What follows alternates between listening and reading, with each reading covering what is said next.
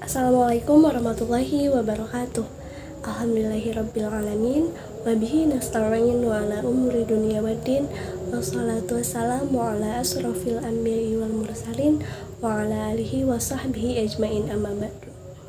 Yang terhormat Bapak Mujib Ubaidillah MPD selaku dosen pengampu pada mata kuliah Integrasi Sains dan Islam. Kemudian tak lupa juga teman-teman yang saya cintai dan yang saya banggakan. Baik, kami dari kelompok 8 akan mempresentasikan mengenai telaah ayat dan hadis mengenai sistem reproduksi, embriologi, dan tumbuhan. Adapun kelompok dari kelompok 8 ini sendiri yaitu ada Kartika, kemudian ada Siti Rukmanah, dan ada saya sendiri, Rima Ramadhani. Saya Siti Rukmanah. Di sini saya akan menjelaskan mengenai telaah ayat Al-Quran dan hadis tentang sistem reproduksi. Nah, yang sudah kalian ketahui bahwa sistem reproduksi pada manusia ini secara seksual. Nah, artinya reproduksi ini akan bentuk suatu individu baru yang diawali dengan bersatunya sel kelamin jantan atau laki-laki dengan sel kelamin betina atau wanita, yaitu sperma dan sel. Lalu sistem reproduksi ini ada dua, yaitu pada sistem reproduksi pada wanita dan juga sistem reproduksi pada pria. Nah, lalu apa sih organ-organ dari sistem reproduksi baik wanita atau pria ini? Oke, untuk organ reproduksi pada wanita ini ada rongga rahim, yang mana di sini merupakan tempat pertumbuhan dan perkembangannya embrio. Lalu ada saluran telur, yang mana di sini tempat terjadinya pembuahan. Lalu ada indung telur atau ovarium yang sebagai penghasil sel telur, hormon estrogen dan juga progesteron. Dan terakhir ada leher rahim, yang mana fungsinya ini untuk tempat masuknya sperma dan keluarnya. Lalu untuk organ reproduksi pada pria ini cukup banyak, yaitu ada testis, lalu ada vas deferens, epididymis, saluran ejakulasi, lalu ada vascula seminalis, lalu ada uretra, dan juga penis. Mungkin itu secara singkat mengenai organ-organ reproduksi baik pada wanita dan juga pada pria. Apakah hormon-hormon reproduksi baik wanita dan pria ini sama? Tentu saja ada perbedaannya. Untuk hormon pada reproduksi wanita ini ada hormon FSH atau follicle stimulating hormone, atau hormon ini untuk merangsang pertumbuhan folikel ovarium dan sekresi estrogen. Lalu ada hormon LH, luteinizing hormon, yang fungsinya ini untuk memasang ovulasi atau mengubah folikel menjadi korpus luteum dan sekresi estrogen dan progesteron oleh korpus luteum tersebut. Lalu ada hormon estrogen yang fungsinya ini untuk merangsang pembentukan kelamin sekunder dan juga mempersiapkan uterus untuk kehamilan. Lalu ada hormon progesteron yang fungsinya ini untuk membantu menjaga kelaminan sekunder dan menyempurnakan uterus untuk proses kehamilan. Nah, itu merupakan hormon-hormon pada wanita. Nah, kemudian untuk hormon pada pria ini ada hormon FSH sama, yaitu follicle stimulating hormone, di mana pada pria ini fungsinya untuk merangsang spermatogenesis. Lalu ada hormon LH, luteinizing hormone, yang fungsinya ini untuk merangsang sekresi testosteron oleh sel Leydig. Kemudian yang terakhir ini ada hormon testosteron, yang mana fungsinya untuk merangsang pembentukan kelamin sekunder. Nah, Itu secara singkat mengenai hormon reproduksi pada pria atau wanita. Nah, lalu di sini ada ayat Al-Quran mengenai sistem reproduksi. Itu pada Al-Quran surah Al-Insan ayat 2, yang artinya sesungguhnya kami telah menciptakan manusia ini dari setetes mani yang bercampur yang kami hendak mengujinya atau dengan perintah dan larangan. Karena itu kami jadikan dia mendengar dan nah, ayat tersebut menjelaskan bahwa proses penciptaan manusia ini berasal dari setetes mani yang telah bercampur antara sel sperma laki-laki dengan sel telur perempuan. Nah, ayat ini juga menjelaskan bahwa manusia diciptakan untuk diuji dan diberi perintah serta larangan, sehingga diberikan kemampuan untuk melihat dan mendengar. Nah, dari ayat tersebut bahwa kita ketahui bahwa reproduksi ini merupakan proses di mana manusia ini berasal dari setetes mani yang bercampur dengan yang bercampur antara sel sperma laki-laki dengan sel telur. Kemudian yang terakhir ini ada hadis mengenai reproduksi. Nah, di dalam teks hadis Nabi dijelaskan bahwa dasar atau unsur penciptaan dari manusia ini melibatkan dua pihak, yaitu laki-laki dan perempuan, yang berasal dari mani laki-laki dan juga perempuan, yaitu sel telur, sebagaimana yang diriwayatkan oleh Ahmad nomor 4 2063 sebagai berikut, yang artinya itu dari Abdullah berkata, seorang Yahudi lewat di depan Rasul yang sedang berbicara dengan para sahabat. Nah, seorang perempuan Quraisy ini berkata, "Hai Yahudi, orang ini mengira dirinya Nabi, maka coba tanyakanlah sesuatu yang tidak ada yang tahu kecuali seorang Nabi." Nah, seorang Yahudi ini datang kepada Nabi dan duduk, kemudian bertanya, "Hai Muhammad, dari apa manusia diciptakan?" Nah, Nabi itu menjawab, "Hai orang Yahudi, tiap manusia ini diciptakan dari nutfah laki-laki atau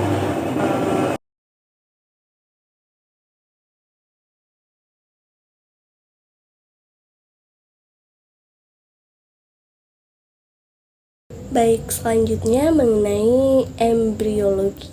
Nah, embriologi adalah ilmu yang mempelajari mengenai perkembangan embrio dari sel telur yang tunggal, kemudian dibuahi hingga menjadi fetus atau kondisi yang mirip dengan stadium dewasa. Nah, perkembangan pada embrio ini disebut dengan embriogenesis. Nah, pada tahapan embriologi ini terdapat 4 tahapan, diantaranya ada tahap morula, kemudian ada tahap blastula, kemudian ada tahap gastrula, dan ada tahap organogenesis. Kemudian di sini ada tahap morula. Nah, tahap morula sendiri adalah tahap awal perkembangan setelah pembelahan zigot. Kemudian zigot mengalami pembelahan mitosis yang berturut-turut. Nah, hal itu disebut dengan cleavage, yang membentuk sekelompok sel berbentuk bola padat yang menyerupai buah murbei yang disebut dengan morula. Nah, ciri khasnya adalah tidak ada pertumbuhan ukuran yang total, hanya peningkatan jumlah selnya saja. Kemudian tahapan yang kedua yaitu blastula. Nah, dalam tahapan ini morula berkembang menjadi blastula, yaitu struktur yang memiliki rongga berisi cairan di dalamnya yang disebut blastosol. pada blastula ini berbentuk bola dengan lapisan sel di sekelilingnya. Nah, tahapan ini menandai akhir pembelahan dan awal diferensiasi sel. Kemudian tahapan yang ketiga yaitu tahapan gastrula. Pada tahapan gastrula ini, blastula akan mengalami proses gastrulasi yang mana sel-sel ini mulai bergerak dan membentuk 3 lapisan germinal utama. Di antaranya yaitu ektoderm, lapisan luar yang akan berkembang menjadi kulit, sistem saraf, dan organ sensorik. Kemudian ada mesoderm. Kemudian dalam tahapan ini lapisan tengah akan membentuk otot, tulang, sistem peredaran darah, dan organ reproduksi. Kemudian ada endoderm.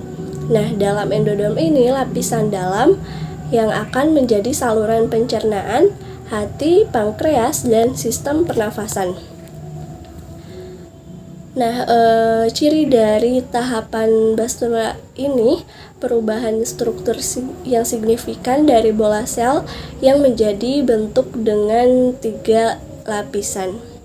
Kemudian tahapan yang terakhir yaitu tahapan organogenesis, yaitu tahapan akhir yang mana ketiga lapisan germinal mulai berdiferensiasi lebih lanjut dan membentuk organ-organ tubuh. Yang di dalamnya terdapat ektoderm yang membentuk otak, sumsum tulang belakang, dan kulit.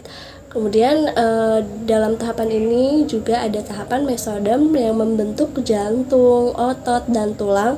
Kemudian terbentuk endoderm juga yang membentuk usus dan organ dalam lainnya. Nah, dalam tahapan yang terakhir ini mulai terbentuk struktur yang spesifik untuk fungsi tubuh. Nah,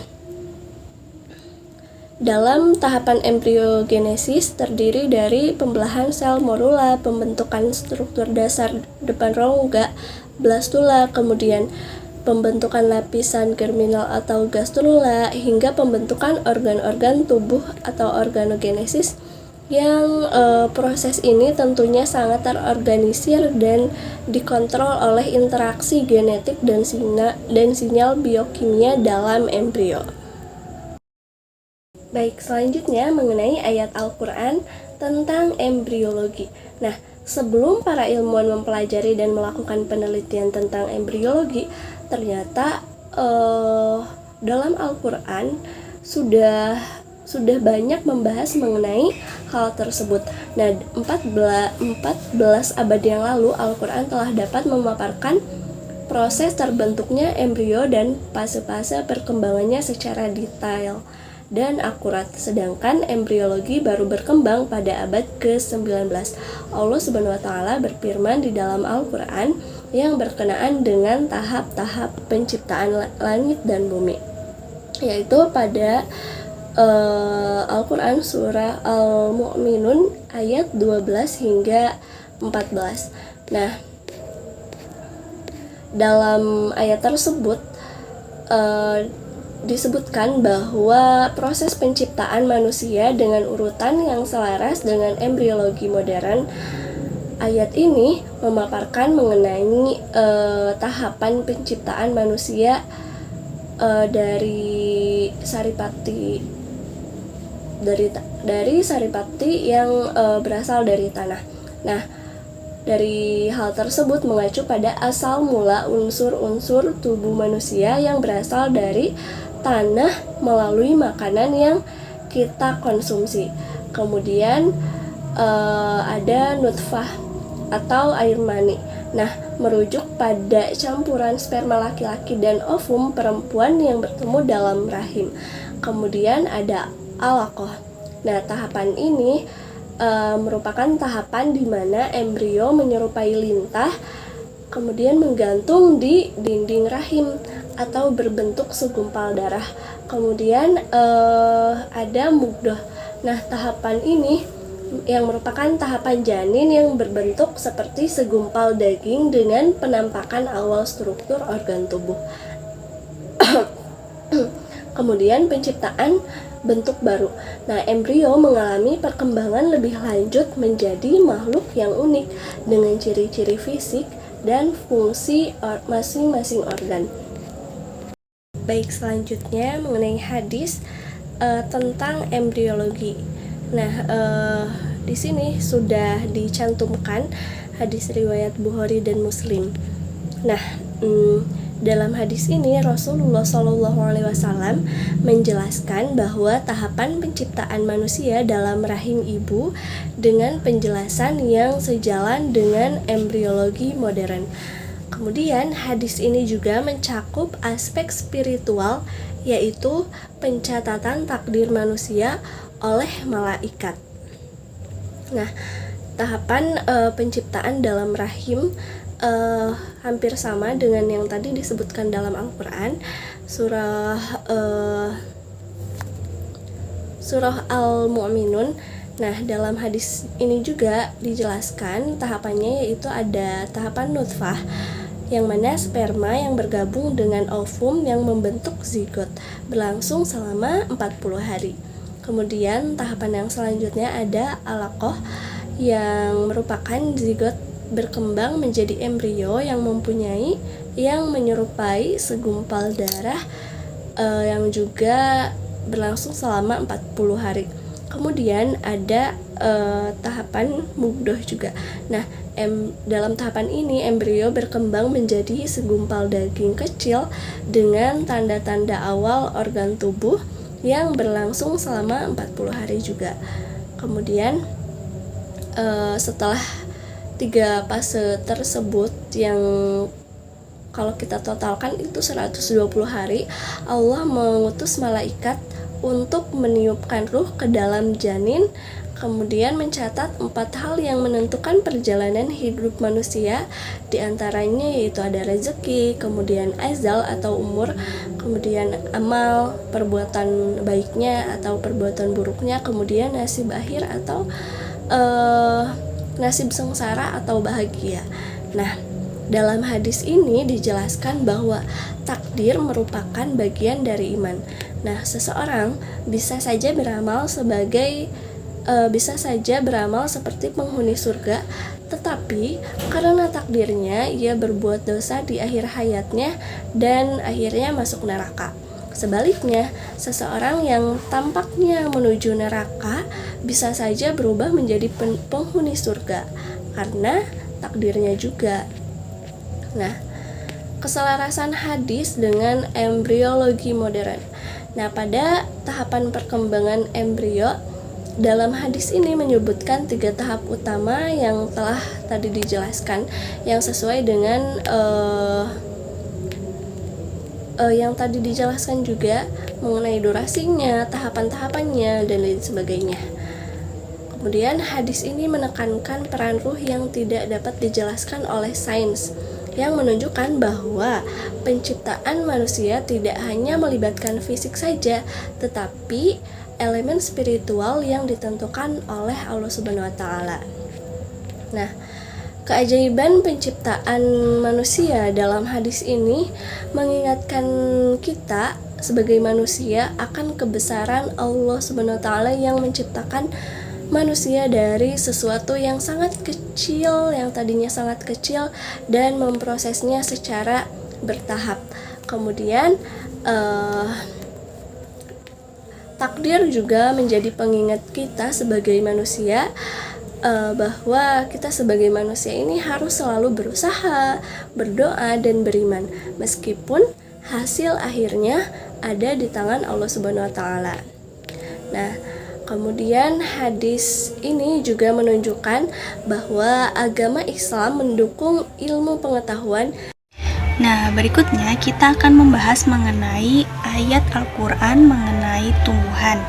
Nah, salah satu bagian utama tumbuhan yaitu adalah akar. Nah, di dalam Al-Quran ini Allah Subhanahu wa taala menyinggung mengenai akar.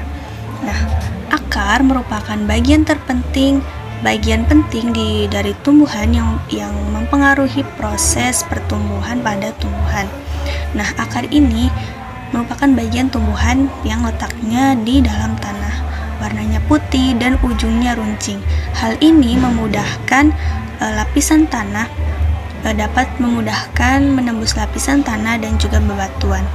Nah, seperti yang kita tahu, akar menjadi pintu masuk berbagai mineral dan unsur hara. Seperti dijelaskan atau digambarkan di dalam Al-Quran, Quran Surah Ibrahim ayat 24, yaitu sebagai berikut. Bismillahirrahmanirrahim. Alam tara kaifa daraballahu mathalan kalimatan thayyibatan kasyajaratin thayyibatin asluha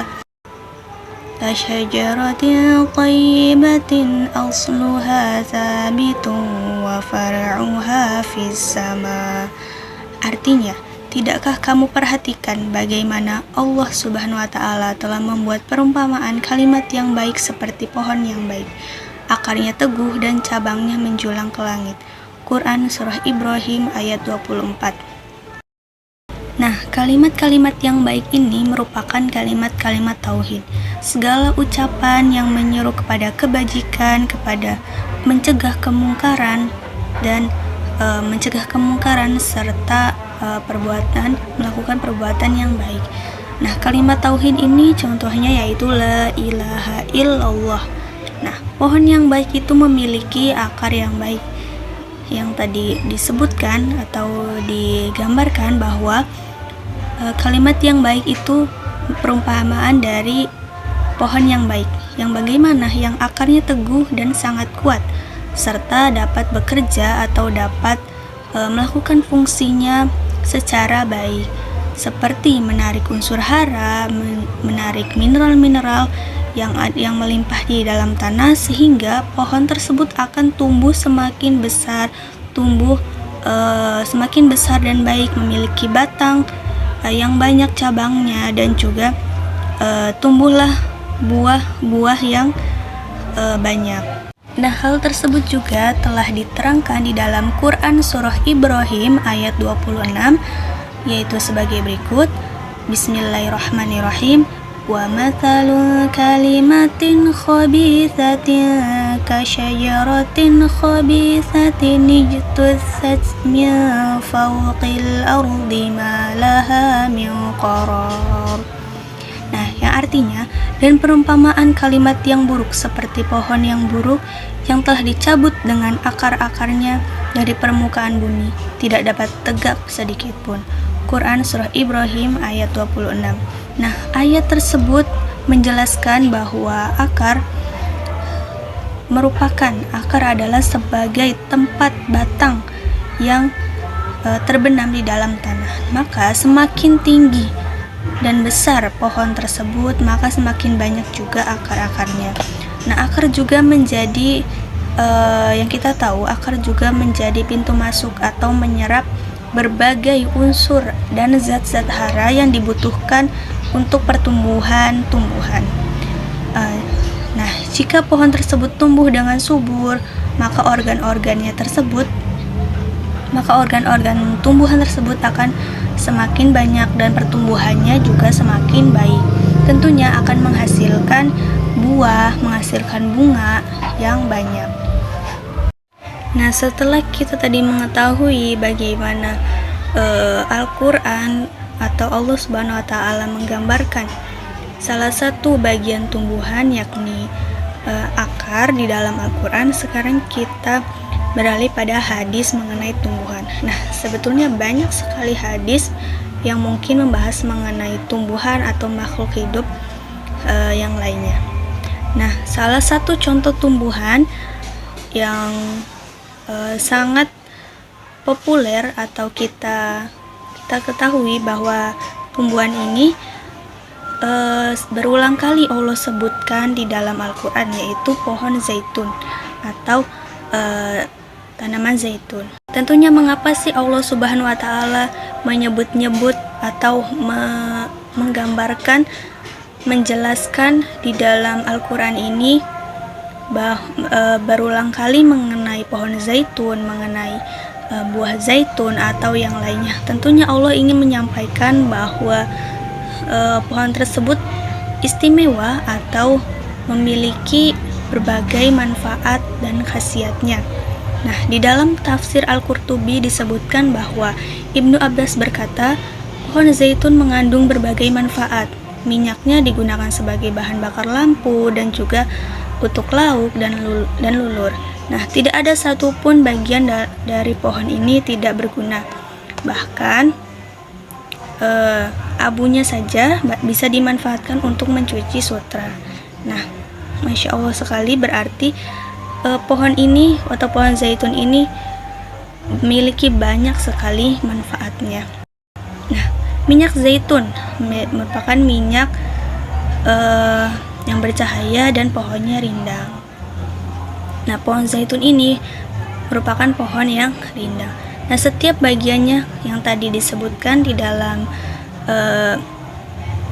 yang disebutkan sebelumnya, bahwa setiap bagian atau setiap yang dimiliki oleh pohon zaitun ini memiliki banyak sekali manfaatnya, baik dari minyaknya, batangnya, daun, dan juga buahnya. Nah, ada yang menyebutkan bahwa memakai minyak zaitun termasuk salah satu dari sunnah Rasulullah Shallallahu Alaihi Wasallam. Nah, Umar bin Khattab menuturkan bahwa Rasulullah Shallallahu Alaihi Wasallam bersabda, yang artinya, konsumsilah minyak zaitun dan berminyaklah dengannya, karena minyak zaitun itu berasal dari pohon yang penuh berkah. Hadis riwayat Tirmizi. Nah, bagaimana disebutkan berulang kali di dalam Al-Quran mengenai minyak zaitun, berarti minyak zaitun tersebut tentunya tanaman ini memiliki. Nah, baik, sebelum kita membahas mengenai ayat dan hadis mengenai tumbuhan, nah di sini tumbuhan itu merupakan ciptaan Allah yang sangat banyak keistimewaannya serta memiliki manfaat bagi kehidupan manusia. Nah, tumbuhan ini sebagai makhluk ciptaan Allah tentunya memiliki proses atau siklus kehidupannya, di mana siklus kehidupan atau proses kehidupan tumbuhan dan lain sebagainya dapat kita pelajari di dalam ilmu yang namanya botani. Nah, botani ini merupakan kajian ilmu tumbuhan yang berasal dari kata Grek botani. Nah, yang biasanya dibagi-bagi lagi menjadi beberapa kelompok. Misalnya, ada yang membahas mengenai morfologi. Nah, morfologi itu apa? Morfologi itu bentuk luar dari tumbuhan. Nah, di situ akan dibahas bagaimana bentuk luar tumbuhan, strukturnya seperti apa, dan lain sebagainya.